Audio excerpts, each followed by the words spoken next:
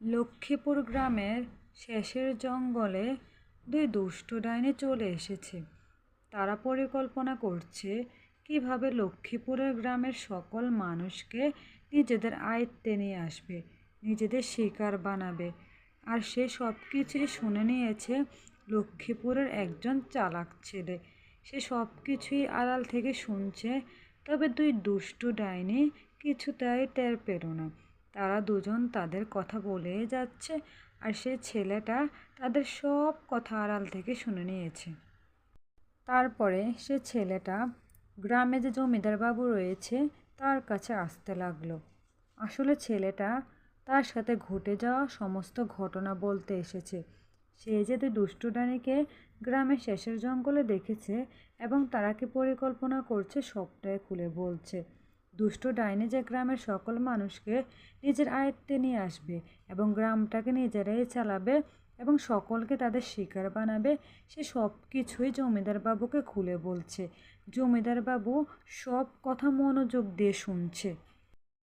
তারপর জমিদার বাবু বলতে লাগলো, এই সব কিছু তো আমি জানি।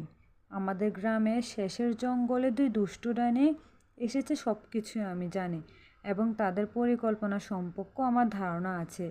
পরের গ্রামও তারা এমন করেছে, তাদের ওই গ্রাম থেকে তাড়িয়ে দেওয়া হয়েছে। পরবর্তীতে তারা আমাদের এই গ্রামে আশ্রয় নিয়েছে। আমি তাদেরকে তাড়ানোর জন্য একটা ব্যবস্থাও করে রেখেছি, আর সেই ব্যবস্থাটা হলো আজকে আমরা দুপুরে ওই ডাইনির বট গাছে যাব।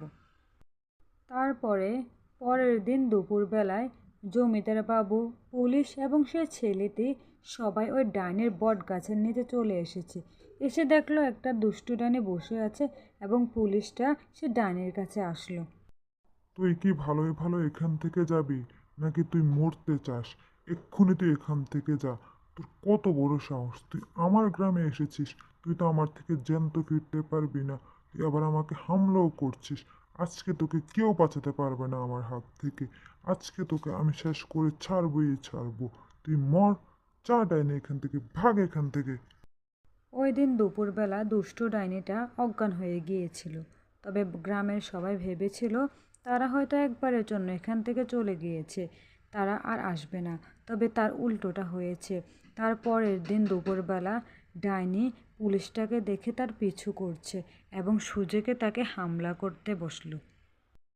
এই যে বেয়াদব পুলিশ, আজকে তো তোকে আমি হাতে নাতে পেয়েছি। আজকে তোকে কে রক্ষা করবে আমার হাত থেকে? ওই দিন তো বড্ড পেঁচা পেরেছিস, আমাকে তুই অনেক মেরেছিস, এখনো আমার কোমরে ব্যথা। তোরা ভেবেছিস আমি চলে গিয়েছি? এত সহজে আমি হার মানার পাত্রী নয়। আজকে দেখবো তোর অবস্থা, তুই কি করিস।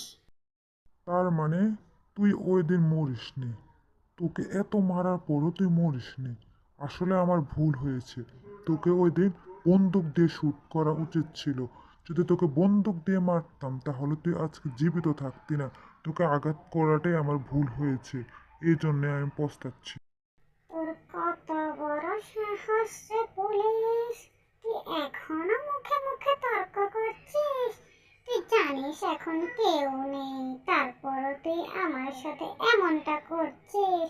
আজকে তো তোকে আমি জীবিত ফিরতে দেব না। তোকে আজকে আমি ঘাটটা মোটকে কটমটিয়ে করে খাবো।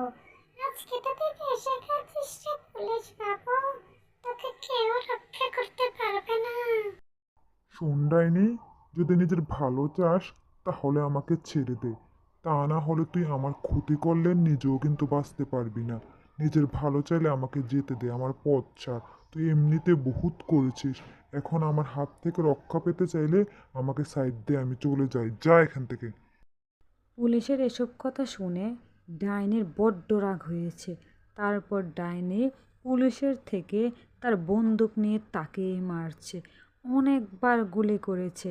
তারপর এক পর্যায়ে পুলিশটি মাটিতে লুটে পড়ল, সে আর উঠতে পারল না। তার মানে হচ্ছে পুলিশটি মারা গিয়েছে। ডাইনি সে আনন্দে আছে। ডাইনি আনন্দে পেয়ে সে জায়গা ত্যাগ করতে লাগলো। তারপর পুলিশের মরাদেহ সেখানে পড়ে রইল। গুঁড়ি গুঁড়ি বৃষ্টিও পড়ছে, সেখানে আর কেউ নেই। ডাইনি সে পুলিশকে অসহায় পেয়ে এভাবে হত্যা করেছে। ডাইনি তার প্রতিশোধ নিয়ে ছাড়ল।